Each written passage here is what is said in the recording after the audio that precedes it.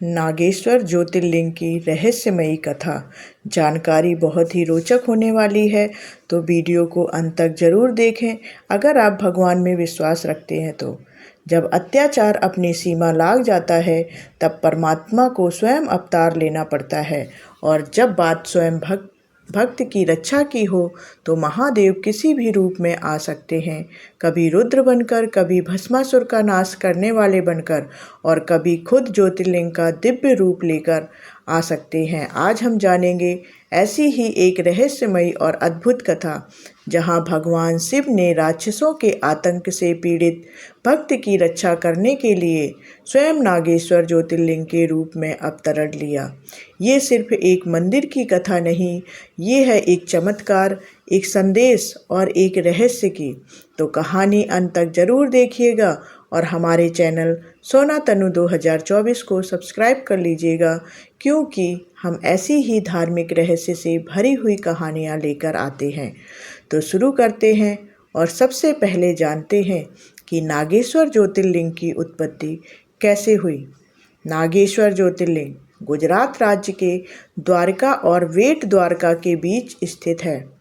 यह स्थान दारुका वन कहलाता था, जिसका वर्णन शिव पुराण में भी मिलता है। बहुत समय पहले समुद्र के किनारे एक घना वन था, दारुका वन।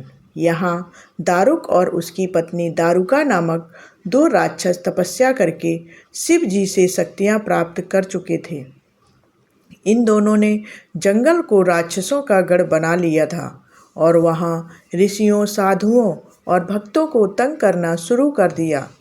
दारुक की शक्ति इतनी बढ़ गई थी कि वह देवताओं को भी चुनौती देने लगा था। उसने अपने सेवकों के साथ न केवल साधुओं को बंदी बनाया, बल्कि उनके यज्ञ और तप को भी रोकने लगा।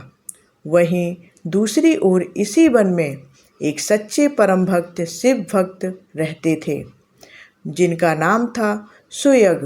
वे हर परिस्थिति में शिव की आराधना करते रहते थे।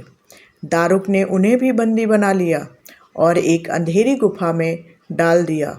गुफा में बंद रहने के बावजूद सुयग ने शिव का नाम जप करना नहीं छोड़ा। उनकी ओम नमः शिवाय की ध्वनि उस अंधकार में भी गूंजती रही। और कहते हैं ना, जब सच्चा भक्त पुकारता है तो भगवान को आना ही पड़ता है। सुयग की पुकार सुनकर भगवान शिव गुफा के भीतर ज्योतिर्लिंग रूप में प्रकट हो गए। उनकी तेजोमयी ज्योति से अंधकार छट गया और पूरे स्थान में प्रकाश फैल गया।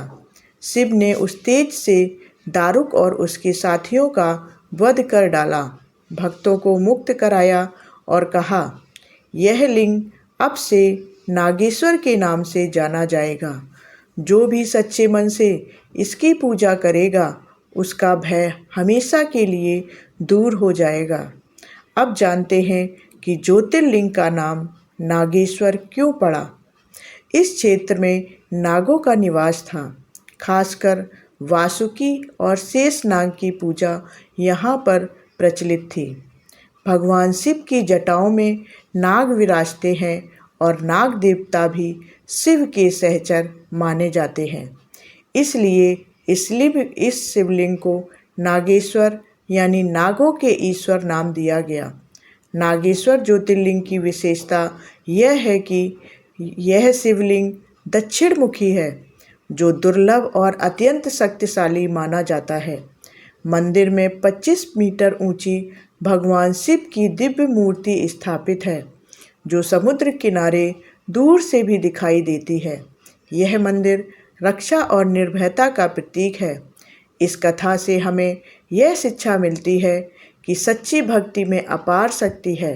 भगवान शिव अपने भक्त की रक्षा के लिए खुद को भी लिंग रूप में बदल सकते हैं। राक्षसी प्रवृत्ति चाहे कितनी भी बलवान क्यों न हो, सत्य और श्रद्धा के आगे टिक नहीं सकती। हमें नागेश्वर ज्योतिर्लिंग के दर्शन क्यों करने चाहिए, यह भी जानते हैं।